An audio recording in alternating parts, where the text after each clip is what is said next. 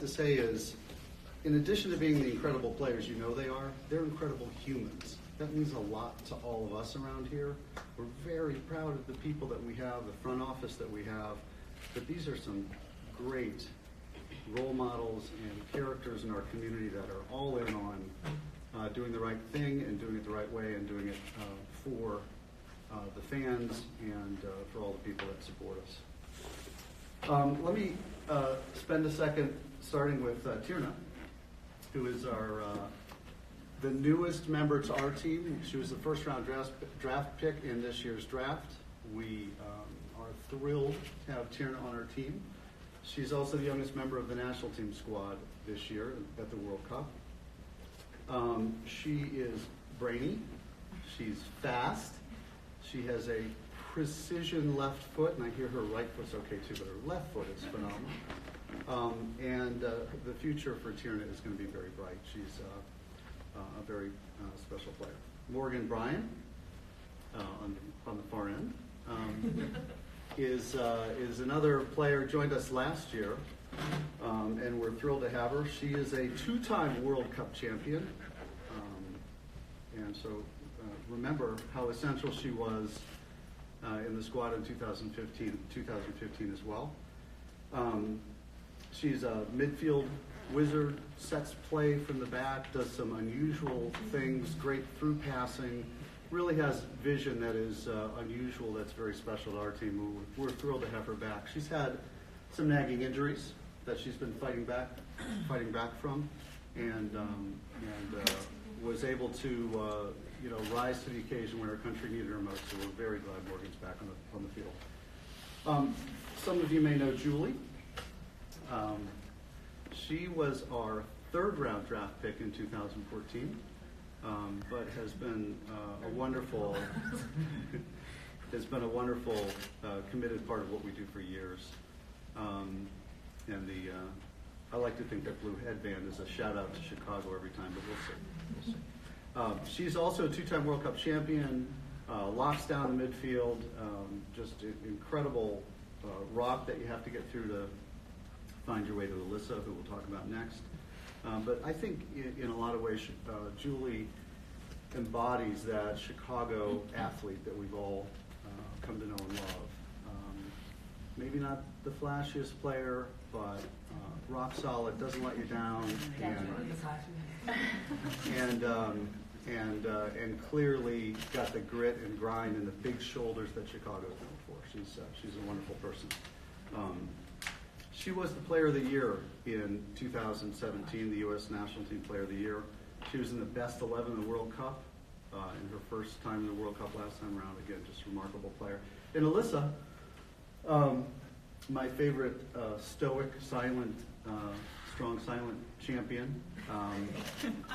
She apparently was a secret to all of you and to many of the people of the world before the World Cup. She wasn't to us. We got so tired of trying to score on her when she was with Boston that we decided we had to trade for her because we couldn't stand playing her. So she's been an incredible goalkeeper at the highest level for years.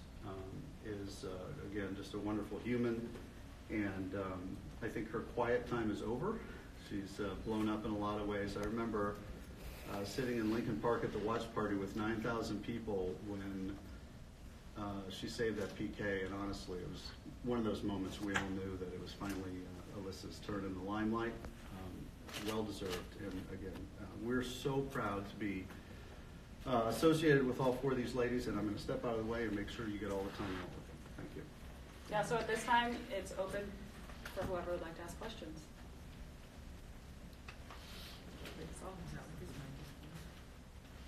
For you. Sandra. I have a question for both Julie and Morgan Bryan. The two of you have a long history together. Winning the World Cup in U20 back in 2012. Doing that also with Crystal Dunn. Then the two of you going on in 2015 and winning the World Cup there, and then now doing it again in 2019. So there were some really cool post-game photos of you guys celebrating with the confetti and stuff, and part of that was with Crystal Dunn as well. And I know that her story's been well documented as far as being left off the 2015 roster to now. Can you sort of talk about celebrating that World Cup in 2015 versus now with her as part of sort of this long history of lives here? Sure, I'll start. I think it's been a really cool journey to be able to share it together. Each one is special in their different ways, for sure. I think the cool thing about being able to celebrate with Mo and Crystal is we've all gone through adversity at different times and been there together seeing it. So I think when you can come together and really see kind of all the hard work and sacrifices and tears and blood and sweat and all that stuff that comes with it, it just makes it even more sweet to celebrate. And I think the older we get in our careers, especially for me, and I know Morgan probably feels the same way, is you kind of just get more grateful for your career and your opportunities that you get. And to be able to do that 3 times with them, it's definitely brought Morgan and I closer as well. And it's a really special feeling. And after that, I think those are my favorite photos for sure, because I've known Mo maybe since we were 18, 17, somewhere around there. And that's truly like even more so of just winning. It's really doing it with your support group, and those have been my support groups since day one. Sorry, I think you said it all, but I think it's super important to just, after those big moments like that, to come together and to be able to celebrate and have the same kind of picture 3 different times in the World Cup. And, you know, after the game, we were like, let's go get competitive pictures because we can put them side by side each time we've won. And I think in each of those pictures is a different story. And so I think it's pretty cool to be able to see those and kind of look back and see all of our journeys come to fruition, and just to be able to hold the trophy 3 times in a row with the same kind of people is something special, and I think we'll always remember it.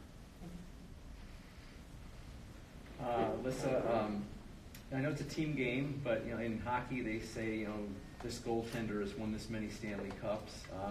You're a World Cup winning goalie now. You know, you're up there with Brianna Sturry, Hope Solo. What does that mean to you? Because that's going to be on your top of your resume now for a long time. So have you thought about what that means to be the starting goalie on a World Cup champion? That's a good question. I haven't really thought about it. To be honest. No, I think this team obviously has a history of, you know, back in, you know, the inception of, you know, this team, and the players that were first on that team kind of set the bar really high for us as players. And, you know, even going to the '99 World Cup when I was 11 and watching that team, and the legacy that they started and the bar that they set, I think we've all kind of embraced as a team. And I think, obviously, within the team, there's a rich history in the goalkeeping position as well. And between, you know, Bri and Hope, and, you know, I'm just happy to be able to have my name in there and be a part of it. What was it like during those games, especially, you know, England, France, and the Netherlands? What emotions go through your head? Is it just another soccer game, or do you realize, hey, yeah, this is a huge stage. This is what I've trained for my whole life?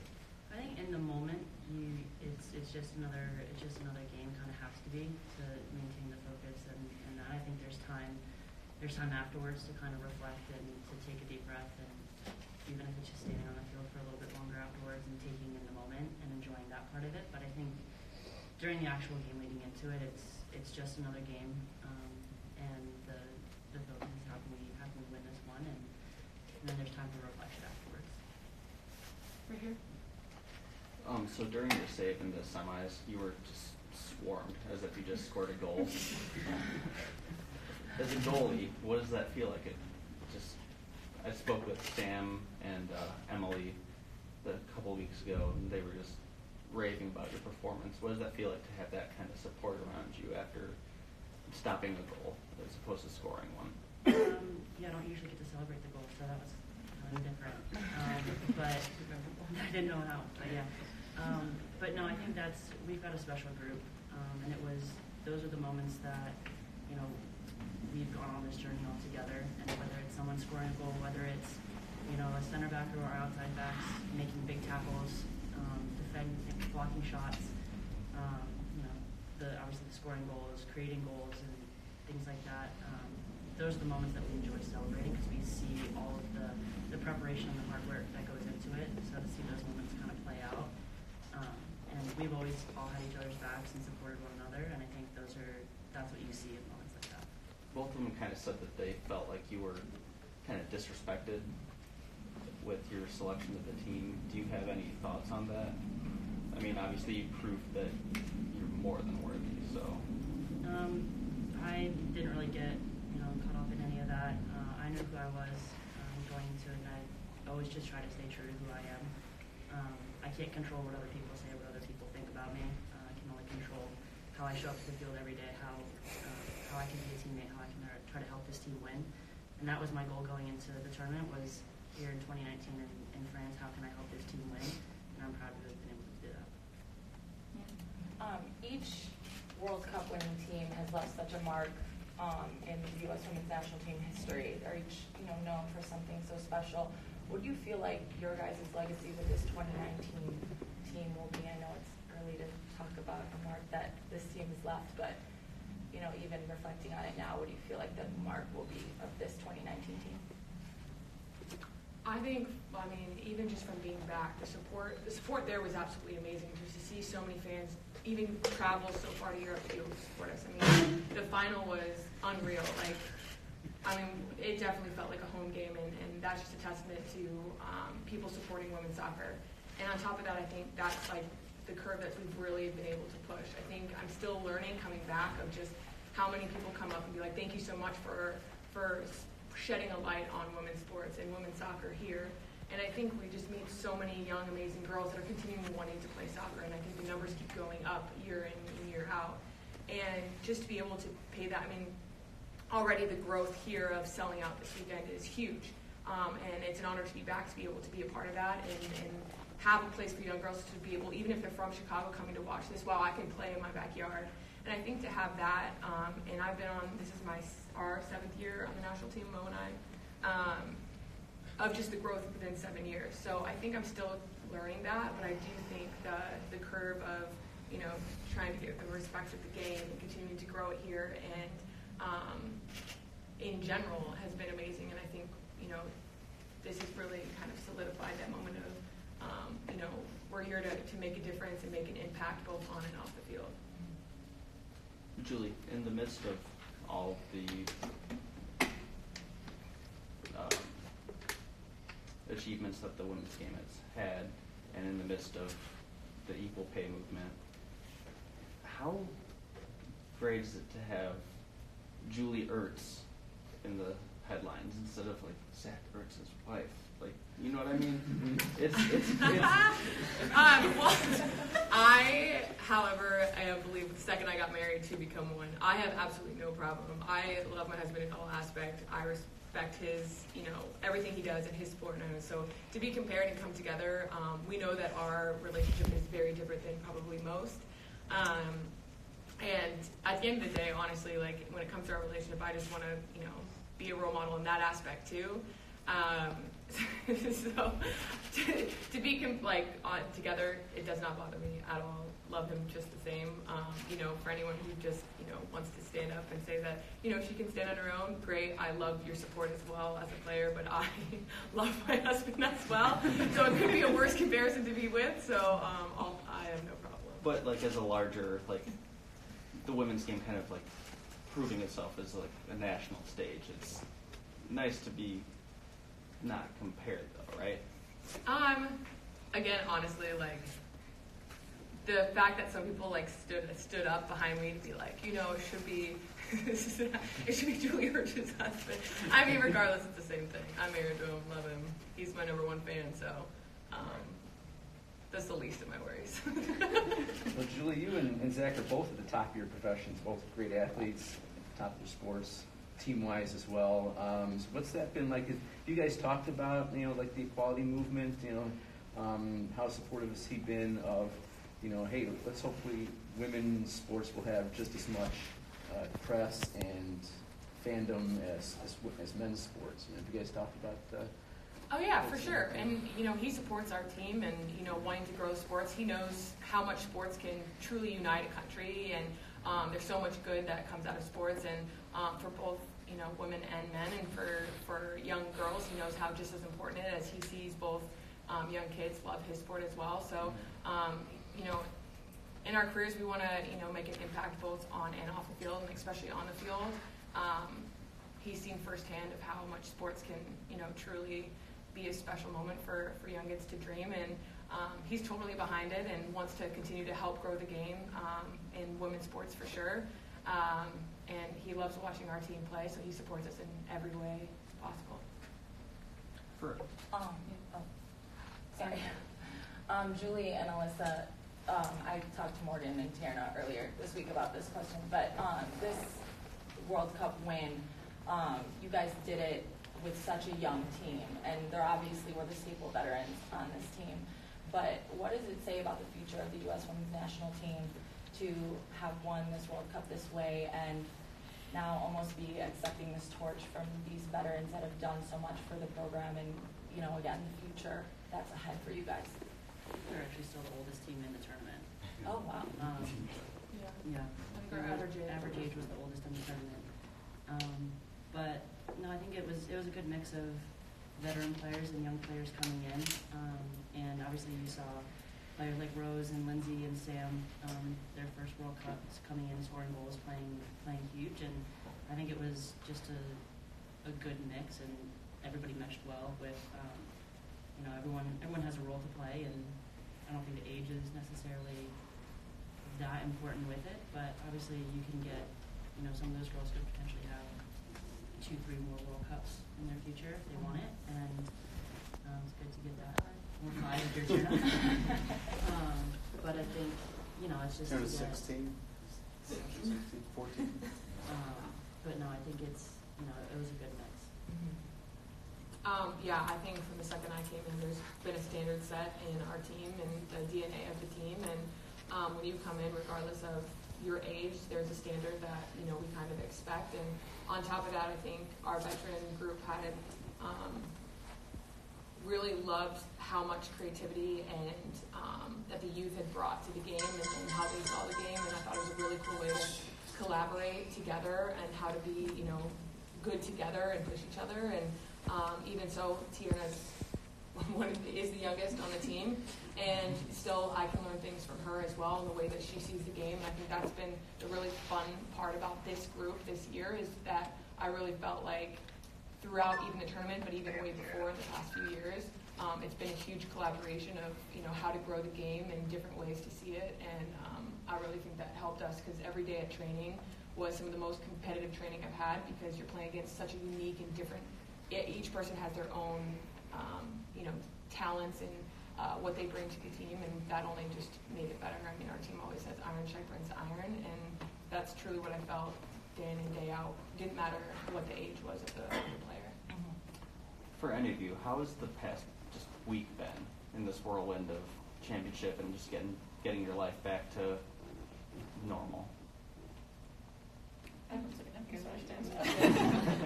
Especially being the youngest. Yeah, I think that a whirlwind is really a good word to describe what it's been. It's been really fun to come back and see all the support that we have, not only in New York, but then also LA. And it's been so fun to meet different people and speak with them about how much they loved watching us and how much they want to support women's sports now. But it's also great to kind of get back to, you know, your own bed and cooking your own meals and driving your own car. I wasn't sure I was going to be able to do that at first. But yeah, it's good to be back here and training and having a new focus on Sunday's game and then the games beyond that. Does the Victory Tour match coming up in the third disrupt the flow of getting back into your club? I would say that it's going to be a little bit of traveling for us, you know, going in and out of the Victory Tour games. But I think it's also important that we get those games in while we have a lot of attention on our team, and so that we can get more followers and more viewership. And so I think that as much as it might add to our traveling, I think that you know, Chicago does a really good job about integrating us out and in as necessary, and you know, everyone is very supportive in what we need to do for our bodies and our minds, and so I think it's going to be a pretty smooth process. Julie, you talked about the impact of this team has had in the terms of the sport, inspiring young girls, and overall just how the enthusiasm that it created. Of course, 4 years ago, it happened as well. When you and Morgan can talk about this too, come back now in 2019 and knowing that we have a sellout crowd potentially on Sunday, what do you think needs to happen this year to be able to sustain it here locally with the Red Stars? Yeah, I think for us, it's putting on a show. It's showing us what this team can do. We have world-class players on our team. I mean, Sam Kerr came back on fire and scored a hat trick on our first game back. And so that's a challenge. Not that I'm going to say I'm going to score a hat trick, but it's a challenge to me to come back and really, make an impact as well, and show everyone. One, thank them for coming, because this is huge, and this is what sustains to be able the possibility for young girls to be able to have a professional league to play in. But on top of that, it's continuing the talk, it's continuing the fight to, bring the viewership to us as well, and to keep growing it at that aspect. And again, the support all across. I mean, it was unreal to see how many celebrities reached out of just enjoying the game and all that stuff. So for us, that's a test to us to keep growing the game and being better day in and day out, and grow the sport in all aspects. I guess any of you four people. It's all right, you're already. Any of you four could answer this, but things seem to have changed from 4 years ago now. Now it's this kind of a cultural moment for the team and for sports. And on the one hand, it's got to be frustrating that we're still talking about things like equal pay in 2019. But on the other hand, how cool is it that you guys are part of that conversation as a force for positive cultural change, and that sports and athletes, young women can do that, maybe change society for the better? Yeah, I mean, I think it's not just in sports. I think it's kind of a national conversation in every way. I was just talking to other people in, a different profession yesterday, women who are still, after 25 years of experience, they're still, getting paid 30-40% less than what their colleagues are being paid. And it's not just soccer. Obviously, soccer and sports is one aspect of it, and that's the role that that we fall into, obviously, with being athletes. But obviously, it's a very large conversation. It's going to be, in that and part of, and hopefully we can continue to make strides in that. It's not going to happen overnight. But I think as long as we continue to have the conversation and people are still talking about it, we're taking steps in the right direction, and progress is going to be made at some point. Going off of his question, do you guys feel like change makers, like what you're doing simply by, winning a World Cup, by using your voices in that, title win, that you're actually impacting change, not only for athletes, but for women? Yes. That's all I know. Thank you. But back to my question I had before that. You guys come back and have the support of Budweiser now in the NWSL, ESPN's TV deal for the remainder of the season. How important is it for not just obviously fans to come out and support, but for companies to actually back the NWSL, to actually back this league, to actually back female athletes? I mean, at the end of the day, it's a business, and businesses need money and investment. So Budweiser's huge to put that money into the league, and obviously ESPN for the rest of the season. And I think it's to continue to grow and to continue to evolve, we need to have that financial support from different companies. And credit to our front office and Arnhem and everybody for putting everything out there and getting a great crowd for this Sunday. And I think the biggest thing is, yes, it's great that one game can be the sellout celebration experience, but now the challenge is how can we continue to have that every weekend?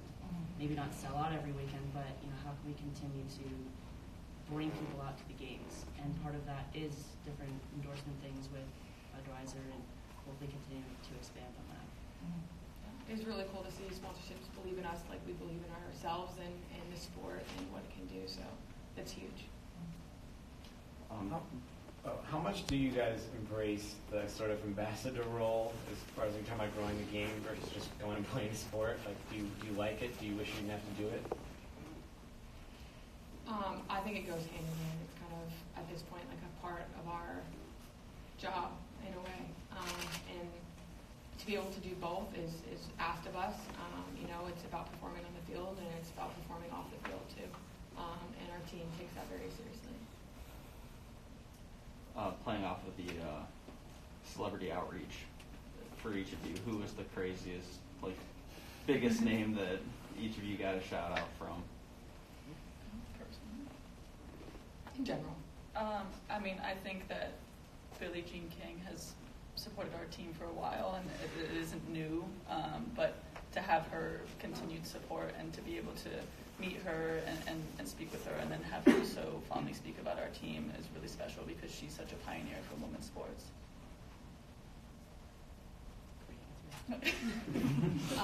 For me, I'm like a sports fanatic, so anytime like LeBron, like saying something, got an awesome message from Dwayne Wade and his wife. That's not an athlete, but okay. I guess he is. He started a football thing. But like, for me, it's like I'm just such a sports fanatic. So anyone that I saw that was within the sports world watching and supporting us was, super special for me.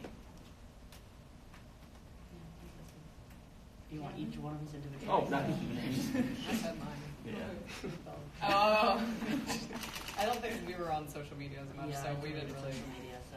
stay away from that. I just heard it from other people, but it's awesome to see the impact that our team had, not just on athletes, but on, from every realm. And you have someone like Snoop Dogg and people talking about not just us as soccer players, but the movement that's going on. And I think it's so important to realize that this movement didn't start with us. It began a long, long time ago, even probably before I was born. And so I think it's awesome to see that, yes, we are carrying that torch and being change makers, like you said, but it started a long time ago, and we're just helping continue to move it forward. And I think, it's been over 20-something years, and you're just now seeing these things come about. And so to be able to be in France and be able to see the impact and how many people have followed along on this team, and then to be able to come back into the NWSL and help this league grow and flourish, I think there's huge upside to this. And I think people have seen that now with not just the World Cups, but also coming back and having a sold-out crowd this weekend. A little heavier. Do you guys have any reaction to the whole White House, Meghan, Rapinoe kind of ordeal? I think everyone's different. I think everyone has their own opinion and their own choice, and that's the beautiful part about living in this country. And if someone doesn't want to go, they don't want to go. If they want to go, great. I think everyone's different, has their own opinion and choice, and that's my opinion on that. And obviously, I think we all respect each other enough that it's everyone's decision. How do you guys feel about playing that first victory tour game at the Rose Bowl? It's kind of hallowed ground for the U.S. Women's National It's so cool. That is so cool. I was like, yeah, totally. Like, when I heard that, I literally, for some reason, just hit home. Like, that's just, well done, U.S. Soccer. It was really cool, and I'm really close with Brandy, and they just put out her statue, and truly full circle because every year U.S. Soccer is, for us internally, has been a huge year from '85 on. But clearly, a lot of people know that the '99 World Cup was monumental. So I do think 2019 is a very special year as well. And so kind of the whole full circle thing is really cool 20 years later. And it's kind of emotional in itself of just really cool to be a part of. And for Alyssa saying that she was actually there, being in the stands, and to think wow, there's somebody in that stands that could also have that in 20 years is a cool thought. Any last questions? Somebody will. Sandra? There was a lot that was documented on social media in your guys' celebrations. I was just curious if you had to award an MVP for best World Cup celebrations, which your teammates would you give it to? Alyssa Ayer when she saved the PK because we all went to hug her and she told us to get off on the ball. So she wouldn't even really let us celebrate. Yeah, but I'll give it to Alyssa because that's truly a special. Goals are amazing. All the celebrations are truly great. But I think, especially for us, knowing Alyssa, I think that was a really cool moment, and I think it was a monumental shift in. Always believed in all that stuff, but that was a really cool moment for all of us. That was definitely my biggest celebration, was when she saved the PK. I don't think I've had an out-of-body experience. Go on. What was the biggest difference this go-round versus 4 years ago?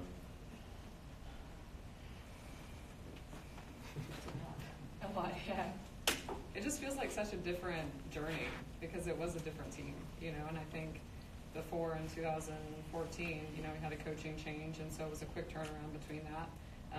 And obviously, I think we had a lot of veterans, even more so on the last team, and a lot of experience. And I think this time around, it was almost like 4 years in the making of creating exactly what the coaching staff wanted to create. And I think that this time around, the biggest difference was obviously the soccer piece, but I think, a year before the World Cup, we were going and there was crowds of, we were happy if we got 10,000 people at a game. And I think it's awesome to be able to see just the growth in such a short time, and not just on the soccer field, but seeing that we're reaching so many different types of people and women, and we're pushing the ceiling forward, and I think it's so cool to be a part of something beyond soccer. And I think for me, that was the biggest thing, that was the difference from 2015 to 2019 was soccer was huge in 2015 and pushing it forward, and then obviously coming to 2019, there's so many more issues that our players and people are speaking out on, and I think that everyone's taking notice that the women's soccer is here to stay, and it's obviously not just women's soccer, but women in general. Going forward, how ready or excited are you guys to just get Red Stars going again? Really excited. We're all here ready to go. Were you guys able to watch any of the matches out there? I know specifically towards the later rounds, there was a lot of discussion about NWSL, specifically stateside. And Megan Rapinoe said how they caught the rain Portland game. Were you guys able to catch any Red Stars games when you were out there? Off at like 1 a.m. Yeah. We watched one. I watched them. I don't know if that's a good thing to say. Jill's not here. Our games start at 9 p.m. So we ended up pushing our bedtimes till like 2 because when we would get home from games, so we were consistently up at that time. So yeah, we definitely watched, and we were roommates, so we watched some together, which was cool. The club sort of really had to play through some things while you guys were gone. Had to deal with a few losses, maybe a bit of a goalless streak at times. What do you guys think, personally, now that you're back, the Red Sox need to do to push forward into this second half of the season? I don't think anything shocking. We need to win games. We need points to get up into the top 4.